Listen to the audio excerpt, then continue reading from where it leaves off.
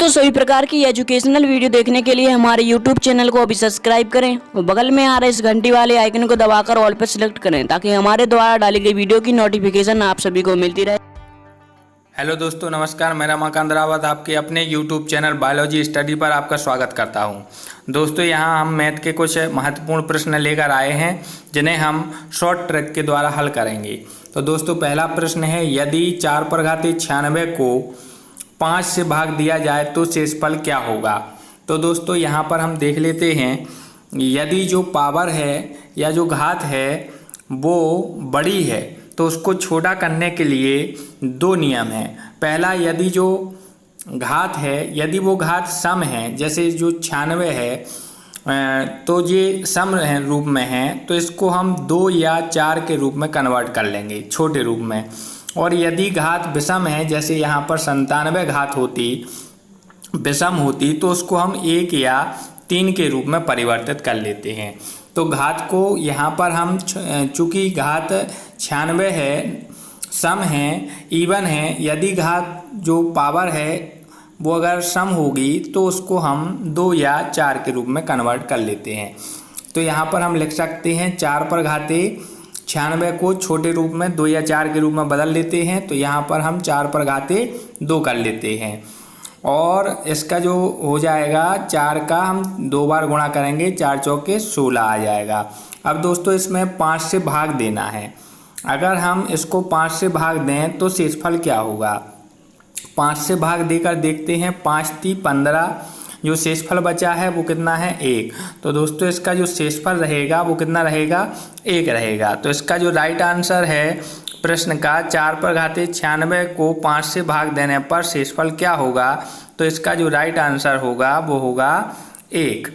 अब चलते हैं दोस्तों दूसरे प्रश्न की ओर। दूसरा जो प्रश्न है वो है, यदि 7/19 + 2 को 6 से भाग दिया जाए तो शेषफल क्या होगा। तो दोस्तों, यहाँ पर पुनः हम, जो घात है हमारी वो है 19, तो 19 है मतलब विषम है और विषम को हम 1 या 3 के रूप में कन्वर्ट कर लेते हैं। तो 19 को हम 1 के रूप में +2, तो 7 पर पावर कितनी है, 1 की है, तो ये 7 ही रहेंगे, +2, 7 और 2 कितने हो गए, 9।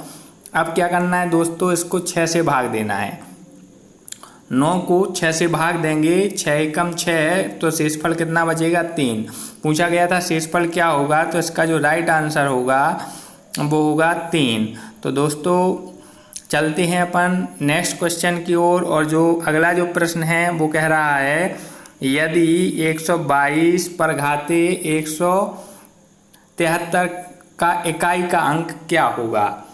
तो दोस्तों, इसमें हमें इकाई का अंक देखना है और इसमें चूँकि ये घात क्या है, ये विषम है, तो इसको हम क्या बना लेंगे, 1 या 3 के रूप में कन्वर्ट कर लेंगे। तो जो घात रहेगी वो 1 रहेगी और 122 का यहाँ पर 122 ही आएगा। लेकिन चूँकि इसमें शेषफल नहीं पूछा गया था, इसमें पूछा गया था इकाई का अंक क्या होगा। तो 122 में इकाई का अंक क्या होगा, 2 होगा। तो इसका जो सही आंसर होगा वो रहेगा 2। इकाई का अंक कितना रहेगा, इकाई का अंक 2 रहेगा। तो दोस्तों, इसका सही आंसर 2 रहेगा।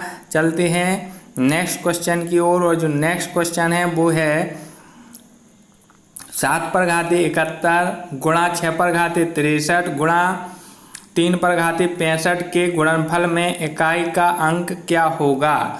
तो दोस्तों, इसमें इकाई का अंक हमें देखना है। एक चीज़ यहाँ पर नोट कर लें आप लोग कि यदि इकाई के स्थान पर 0 या 1 या 5 या 6 इकाई के अंक पर आते हैं तो उस पर कितनी भी घात क्यों ना हो, उसका जो आंसर रहेगा वो वही इकाई का अंक रहता है।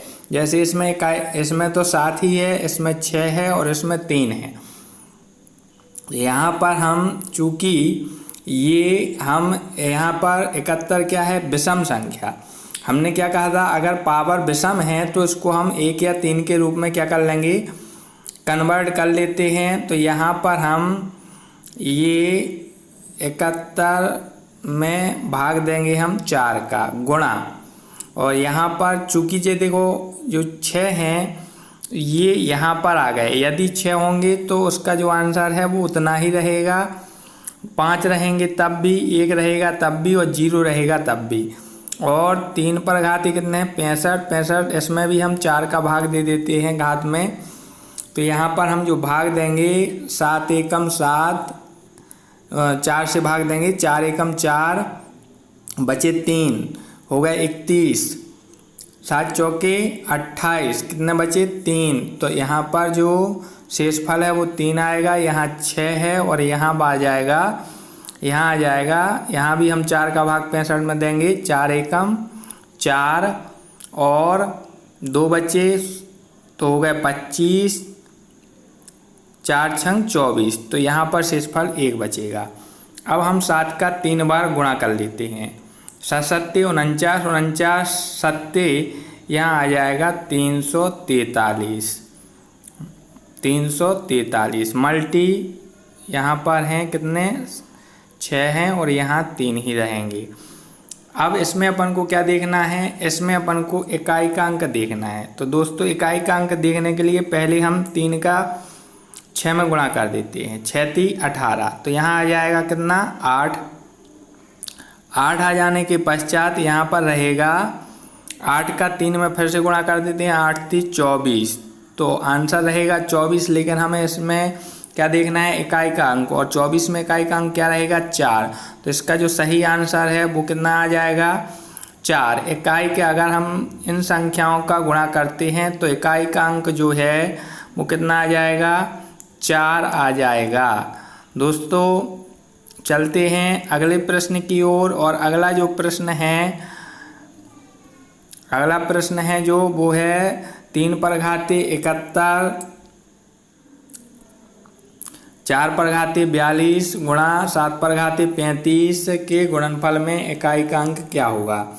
तो दोस्तों देख लेते हैं। 3 पर घाते 71, 71 में हम 4 का भाग दे देंगे, गुणा 11 पर घाते 42, 42 में हम 4 का भाग देंगे, गुणा 7 पर घाते 35 में भी हम 4 का भाग देंगे।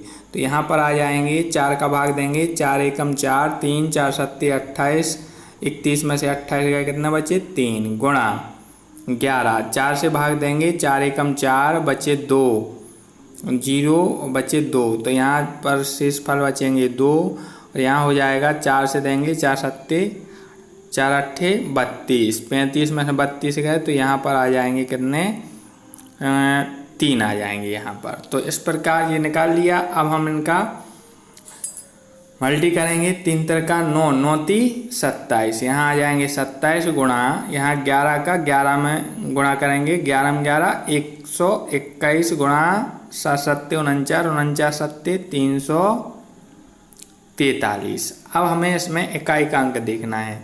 तो इकाई के अंक में पहले हम 3 का 1 में गुणा कर लेते हैं, 3 एकम 3 और फिर से हम 3 का गुणा कर लेंगे 7 में, 7 × 3 = 21। तो इसका जो इकाई के अंक का गुणा करने पर कितना आया 21। अब हमें इसमें इकाई का अंक देखना है। तो इसमें 21 में इकाई का अंक क्या होगा 1, अर्थात इसका जो सही आंसर होगा वो रहेगा 1।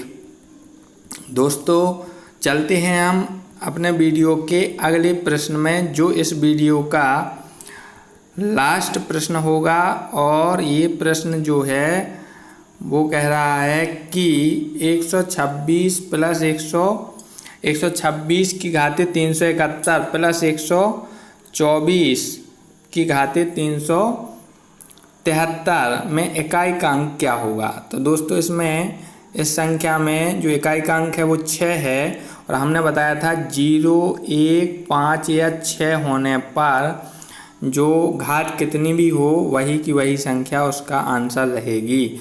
चूँकि इसमें 4 हैं इसलिए हम इसमें इसकी जो घात है उसमें हम 4 का भाग दे लेते हैं। 373 में हम क्या करेंगे 4 का भाग लगा देंगे घात में।